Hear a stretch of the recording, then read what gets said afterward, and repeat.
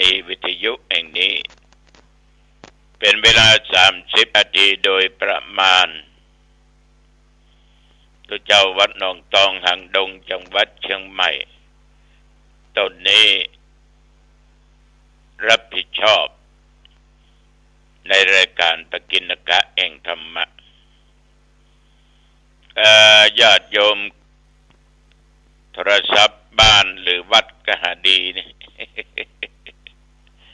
ดีมาตะวันเมื่อแรงก่อนอื่นนั้นก็เอามาไหว้พระรัตนตรัยเดี๋ยวก็สวดบทโพชังคปริตถวายเป็นพระพรชัยมงคลแด่สมเด็จพระเจ้าลูกเธอเจ้าฟ้าพัชรกิติยาภา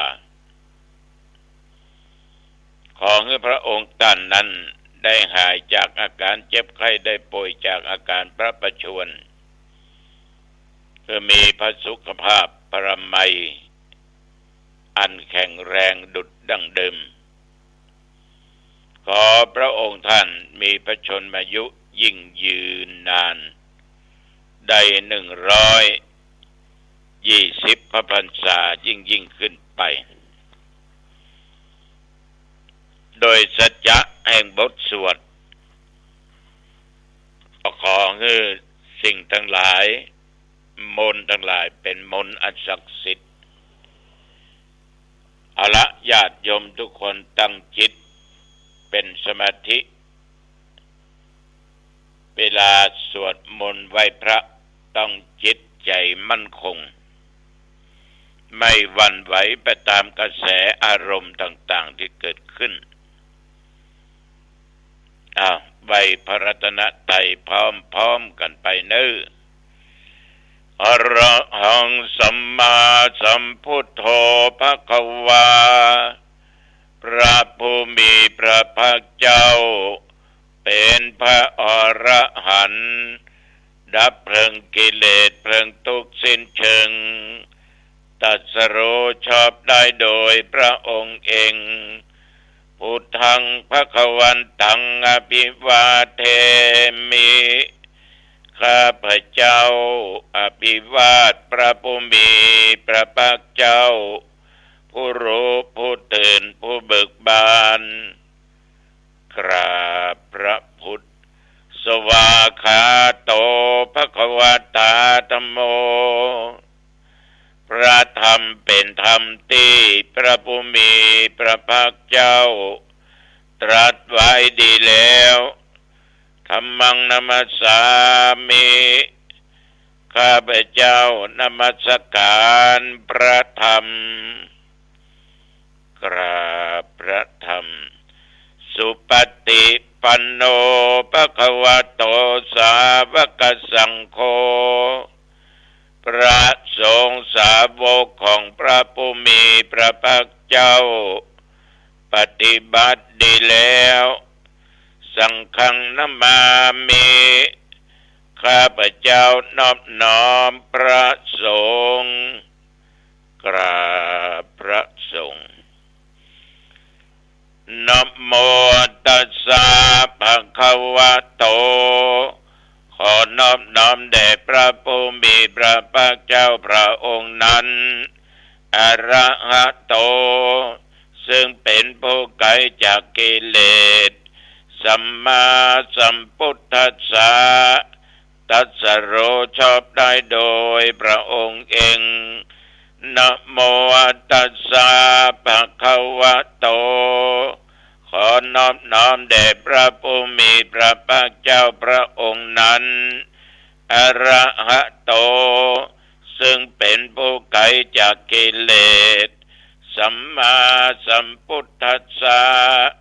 ตรัสรู้ชอบได้โดยพระองค์เองนะโมตัสสะภะคะวะโตขอนอบน้อมแด่พระผู้มีพระภาคเจ้าพระองค์นั้นอรหัตโตซึ่งเป็นผู้ไกลจากกิเลสสัมมาสัมพุทธัสสะตรัสรู้ชอบได้โดยพระองค์เอง พุทธังสรณังคัจฉามิธัมมังสรณังคัจฉามิสังฆังสรณังคัจฉามิตุติยัมปิพุทธังสรณังคัจฉามิตุติยัมปิธัมมังสรณังคัจฉามิตุติยัมปิสังฆังสรณังคัจฉามิตติยัมปิพุทธังสรณังคัจฉามิตติยัมปิธัมมังสรณังคัจฉามิตติยัมปิสังฆังสรณังคัจฉามิยะโตหังปังเกนิอาลิญาญาชาติยาชาโตนาเปชานาเมสันเจจาปานังเชวิตาวโรเปตา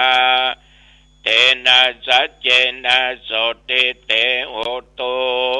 โสติขัพพัสสะโพชังโคสัตติสังฆาโตธัมมานังวิจัยโยตถาวิริยัมปิติปัสสัทธิโพชังคาจตถาปะเรสัมมาทุเปขะโพชังคาสัตเตเตสัพพทัสสินา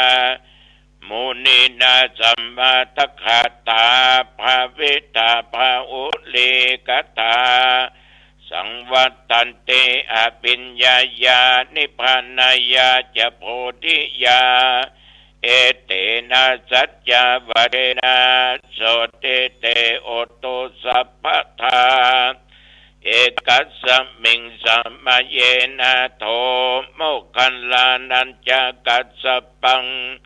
คิลาเนทุเคเตติสวาโพชังเคสัตตะเทสัญเยเตจัตตังอภินันติตวาโรคามุจจิงสุตังคะเน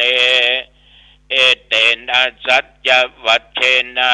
โสติเตโอโตสัพพทาเอกาธาธรรมราชาปิเคลัญเยนะปิปิริโตจุนดาติเลนะตัญเยวะพันนาเปตวานะสัทธลัง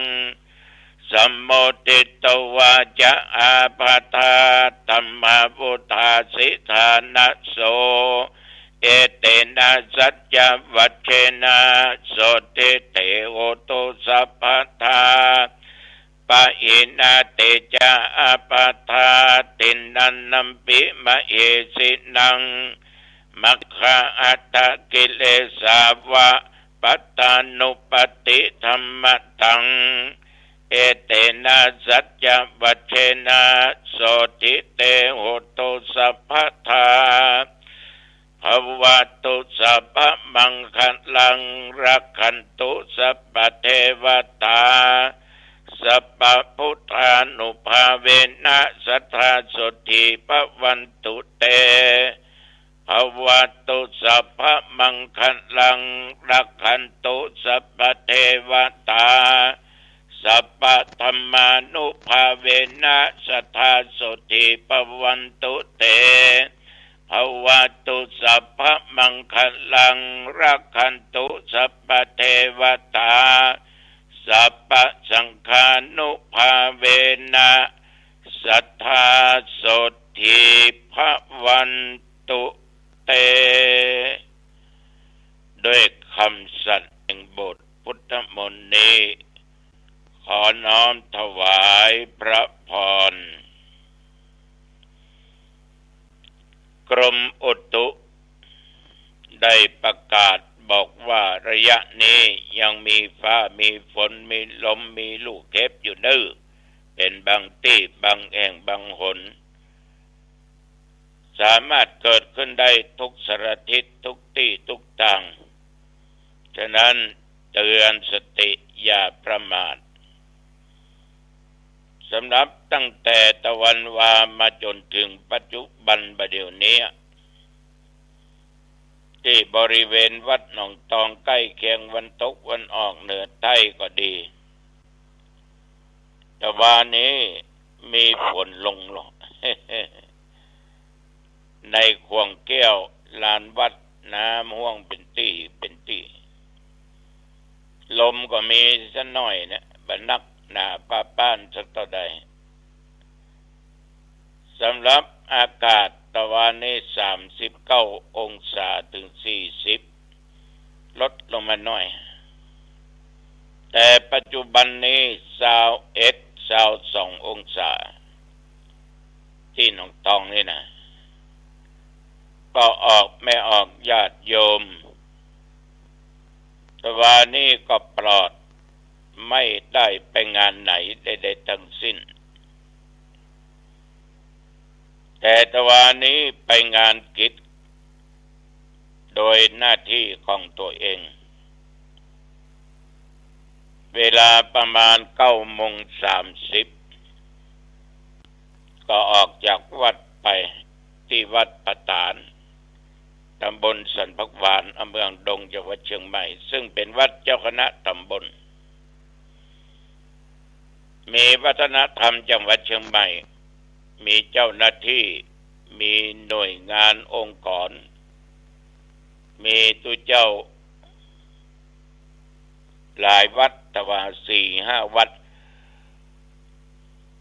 มาอู้กันการขับเคลื่อนบวรในมติในทางพุทธศาสนาเกี่ยวกับเรื่องการพัฒนาชุมชนเรื่องการครองชีพเรื่องศีลเรื่องธรรมเรื่องประเพณีวัฒนธรรมต่างๆที่อันดีอันงามญาติโยมวันนี้ตกลงกันว่าเอาวัดลัทธิวนารามคือวัดป่าตานนี่ส่งเข้าไปพระมหาเถระผู้ใหญ่คณะกรรมการทางกระทรวงวัฒนธรรมได้พิจารณาเพราะวัดป่าตานนี่ก็เป็นต้นแบบที่ดีเจ้าอาวาส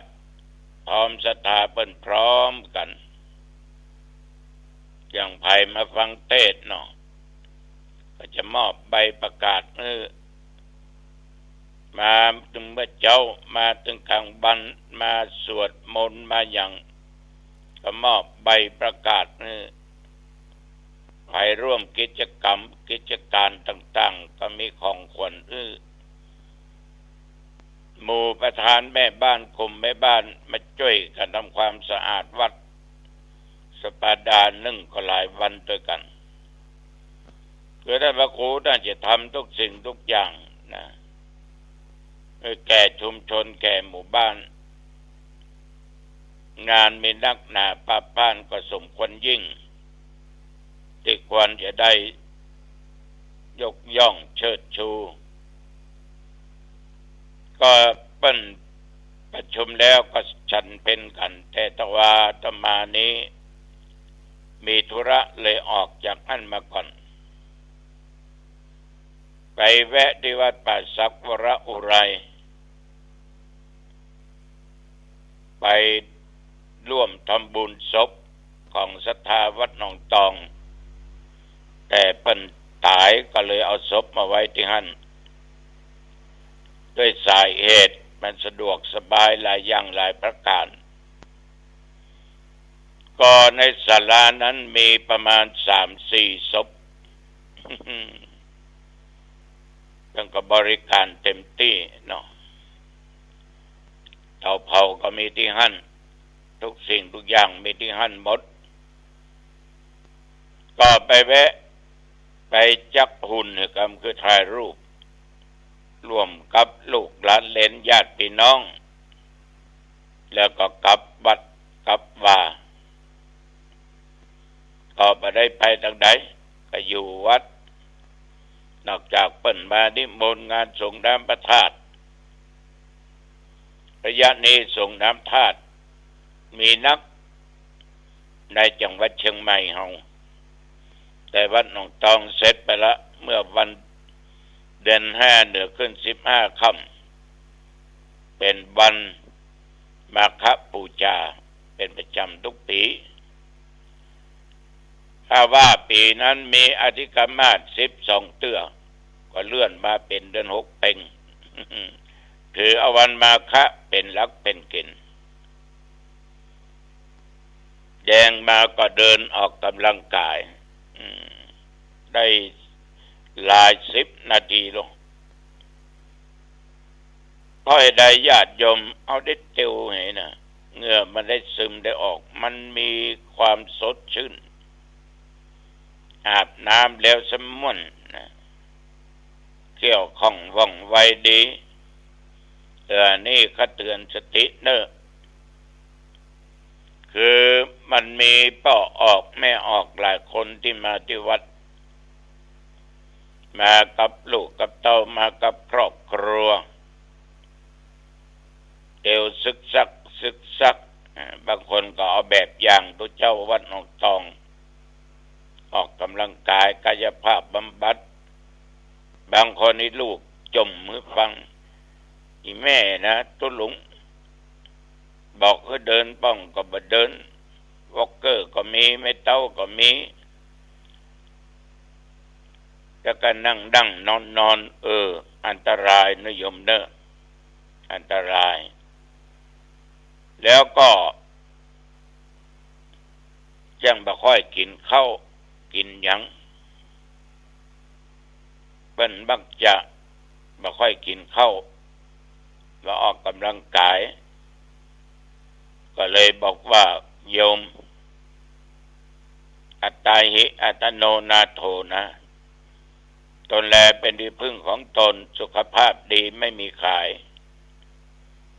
เหมือนต่อมาภาพได้กล่าวเสมอว่าความดีเนี่ยมันมีขายอยากได้ก็สร้างเองแต่ความตายนะมันแน่นอนเพราะว่าคนดีคนร้ายว่าเพศหญิงเพศชายว่าเครื่องหัดนักบวชอยู่ในวัดในวาถึงเวลามันก็ไปตามกรรมตามเบญที่ได้สร้างไว้สร้างดีก็ไปทางดีสร้างบ่ดีก็ไปทางบ่ดีญาติโยมกรรมและเบญนี่ใจแทนกันบ่ได้ใจว่าเอาฆ่าคนตายคนนั้นมาใจแทนมันได้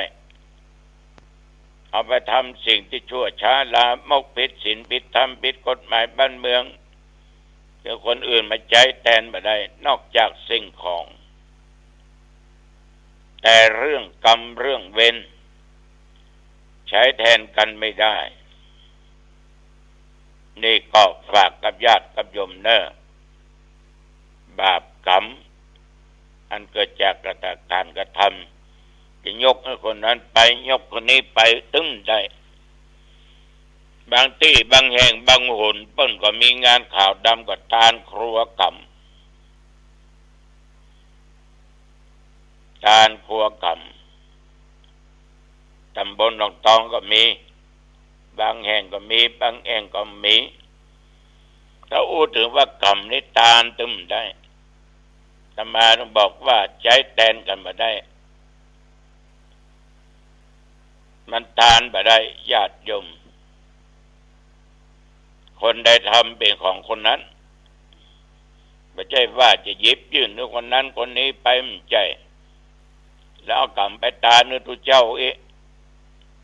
มันบ่ได้ตั้งศาสนาเฮาเนี่ยใครทำดีก็ได้ดีทำชั่วก็ได้ชั่วจะไปมั่วกันด่าขัวกรรมกันก็เครื่องใจไปในบ้านในจองถ้วยโถโอชามกะละมังทั้งเปหม้อหูเข้าหม้อนึ่งเข้าหม้อแข็งกาสาดกาเสื้อกาหมอนกาผ้าอมกาหลายอย่างก็จะซื้อมาแต่ปัจจุบันนี้ปู่จาปะมันจะได้บุญเต็มๆนะปู่จาทานกรรมแล้วก็ปู่จาทำกรรมวาจามาใส่ขันใส่พานไว้ก็บอกว่ามันทานแทนกรรมนั้นทานบ่ได้แต่สร้างกรรมได้สร้างกรรมดีที่เอาสิ่งเหล่านี้มาทดแทนบางครั้งบางคราวคนติดตาย อาจจะเอาของวัดไปกินไปใช้เอาของวัดวาอารามไปลุไปเสียเอาแก้วไปแตกเอาถ้วยไปหายเอาเก้าอี้ไปลุเอานั่นเอานี้ไปลุไปเสียเขาก็เลยตานแตนเอาสิ่งเหล่านี้มาตานกันอันนี้ก็ยังถูกต้องแต่ว่าตานกรรมมันถูกต้องก็ออกไม่ออกญาติโยมท่านผู้ฟังฉะนั้นบางที่บางแห่งบางหนมีแต่บางที่มันก็มีละมีหรือไม่มีขอขอบใจแต่อย่าได้เข้าใจผิดว่าทานกรรมแล้วจะทำอย่างก็ได้ผิดศีลเขาได้ก็ได้บ่มีธรรมะก็ได้ถึงเวลานี้ก็ทานไม่หากรรมแล้วก็เต็มบัดเต็มวากะโอ้เอามาเอาลงแต่เขาได้ก็เอาเตอะมันตึงเอาตึมได้เงินแสนเงินล้านซื้อก็ตึมได้ขายไผ่ตึมเอายกไผ่ปันไผ่ตึมเอาญาติโยมท่านผู้ฟังฉะนั้นบางแห่งบางที่ยังมีอยู่บางที่ก็บ่มีแต่ถือเป็นประเพณีเป็นวัฒนธรรมอันหนึ่งที่สังคมคิดสร้างกันมาเป็นเช่นนั้นบางครั้งหันว่าเป็นสิ่งดีเอาก็ไปขัดไปคล้องใดๆทั้งสิ้นถ้าทำสิ่งใดมันดีนั่นก็คือดีทำสิ่งใดมันบ่ดีนั่นก็คือไม่ดีไม่ว่าตัวเจ้าไม่ว่าคนบ้านเหมือนกันหมดฉะนั้นศรัทธาสาธุชนญาติโยมสิ่งเหล่านี้ก็ฝากไว้วันนี้วันที่16ที่โดยรอนะเพิ่นจะมีการวาง